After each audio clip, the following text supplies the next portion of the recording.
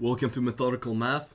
The goal of this video is to explain to you methodically and as simply as possible how to solve probability exercises. This time we're going to be taking care of the base formula and total probabilities. So we have a problem. We are given two events A and B such that P of A is equal to 0.3 and P of B is equal to 0.5. Calculate P or B and P given B if events A and B are mutually exclusive and events A and B are independent. So depending on whether they are exclusive to each other or not, we will be using different formulas. So always keep that in mind whenever you're dealing with probability, that we're going to be using different formulas. We always have to check whether these events are dependent on each other. So let's start with A. The events are mutually exclusive. What that means is that the probability of A and B happening at the same time is equal to 0. Since, they cannot both happen at the same time, they're exclusive. But I digress. So the formula for A or B, and you can call it how you want. This means and. Whenever they are mutually exclusive, the formula for A or B is simply addition of these two.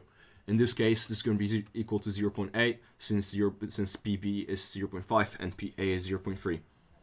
So there is that. And now we have A given B.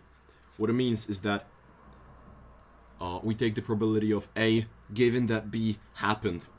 The formula for that is the probability of A and B divided by B, probability of B, in both cases. And since the probability of A and B happening at the same time is equal to 0, we are going to be dealt with 0 divided by 0.5, which is obviously 0. You cannot have event A happening given that event B happened, since they cannot happen at the same time. Makes logical sense. Okay, now let's take the second exercise, point B. Events A and B are independent. Now we don't have the same problem with A and B being exclusive, meaning A and B can be just simply expressed with a formula PA times PB. You can often associate the AND symbol with multiplication. And now let's move on to the exercise. Since we need to find A or B, this is going to be expressed with another formula you would be good to memorize, which is PA plus PB minus the common part, the part that excludes both, meaning minus P of A. P is probability, and B. The probability of A or B is expressed with P of A plus P of B minus P of A and B. Since we need to find this, let's calculate P of the probability of A and B happening at the same time. And that is 0.3 times 0.5, which is 0.15. So now to solve this, let's take our P of A and P of B, which are given in the exercise. So 0.5 plus 0.3. Yeah, I got them confused. Doesn't matter. Minus 0.15. So that is just going to be equal 0.65. And now let's move on to the next one, meaning A given that B happened. Again, we are going to be expressing it with the same formula we have used before, meaning P of A and B divided by our probability of B, meaning 0.15 divided by 0.5. It's all just simple formulas and differentiating between events being mutually exclusive and independent to each other. And that gives us 0.3. Let's move on to the next problem. The medical test detects a specific disease. The positive result has the probability of 0.99. So let's write that down. test positive, our probability A is going to be the positive test plus, so then our PB is going to be test negative, positive and negative. And the probability of a positive result, false diagnosis, let's write down P of C, meaning the person's actually sick, and P of D, meaning the person's healthy. So, what else are we given? The probability of a person being sick in general is equal 0.001, the chance of contracting this disease, and the probability of the test being positive, given that the person is sick, is equal to 0.99. And the probability of the person being sick and the test failing, to show it, is 0.02. So now they're asking us to find the probability that the person is actually sick if the test result is positive. So we need to find the probability of C given A, which is different from A given C. And we can express it with the base formula. To find the probability of the person actually being sick, given the test is positive, meaning given A, we get C, is expressed with base formula, which I've given here. So first, it is going to be, in this case, the P given A from base formula is going to be expressed as the probability of the person being, of the test being positive given the person being sick, multiplied by the probability of the person being sick. And then we divide it by the probability of the test being positive.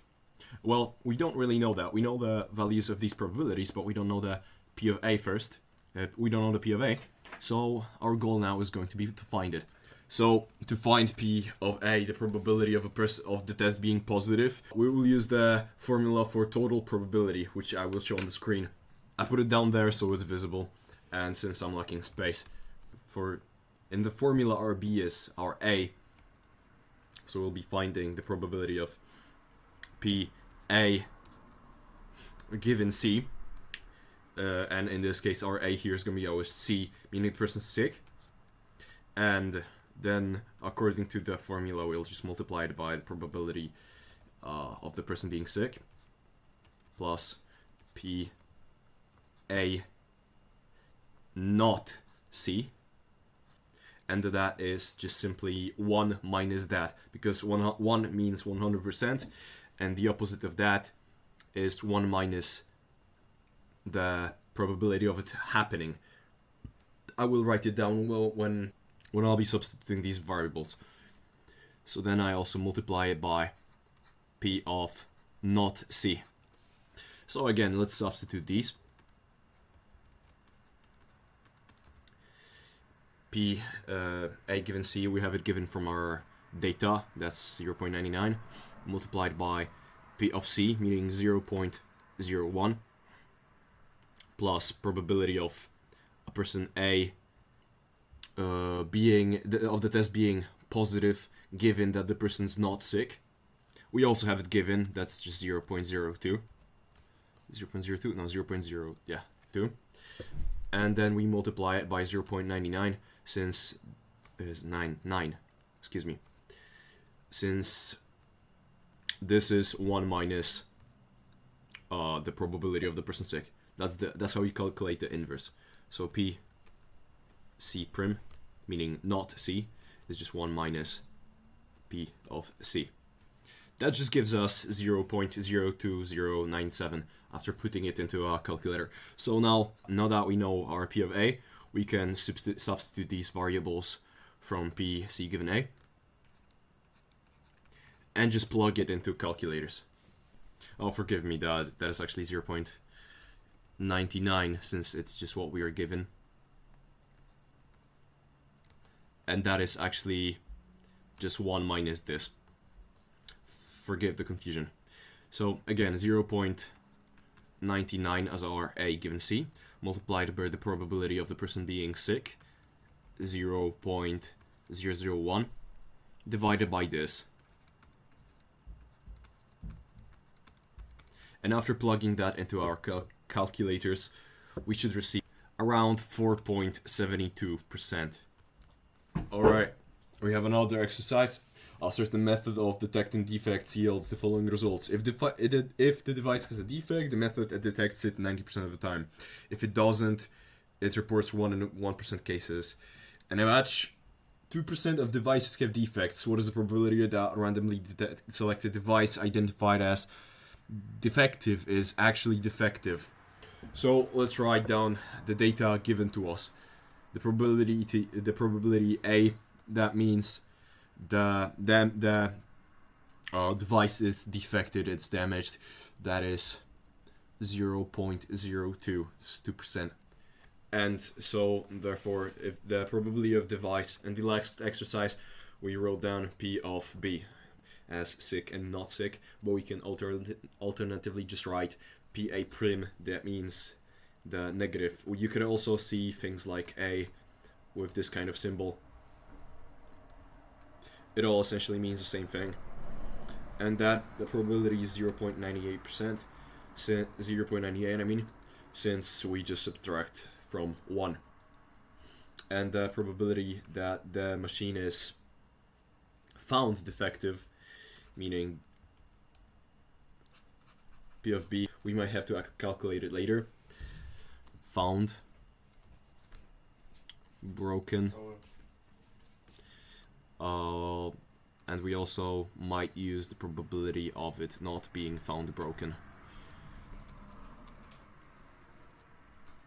Let's just write down the variables we have. So the probability of the machine being found detected, given that it is broken, is 0.9, that's 90%. We need to find the probability of the test showing that the machine is actually defective, meaning given our test, the machine is defective, it's broken. And we will be using our base formula. Nicely enough, it has actually the same variables written here, so I'm not going to be writing anything down. Instead, we'll be substituting values.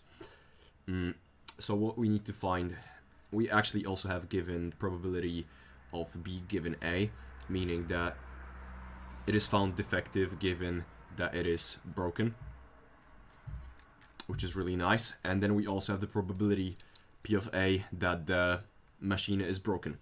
We just need to find the probability that the machine is found defective, the P of B.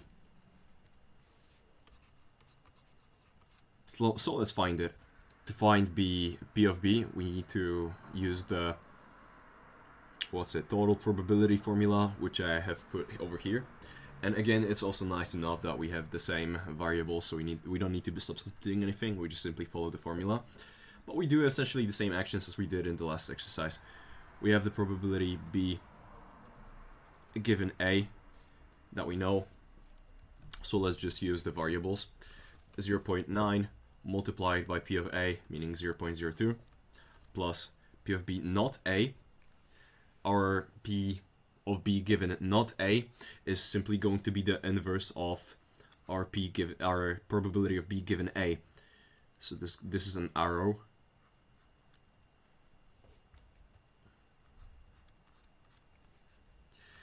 P B given not A.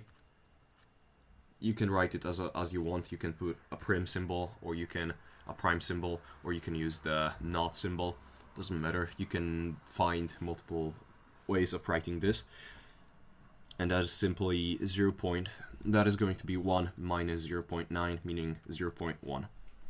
100% minus the probability of that is the inverse of the probability. So let's go back to finding the probability of B. That is 0.1 multiplied by not A, which we have also been given, meaning 0.98. After plugging that into a calculator, we get 0.0278. So we can now find this. That is B given A, 0.9. Let's plug in the values to this formula. multiply by 0.2 divided by 0.0278.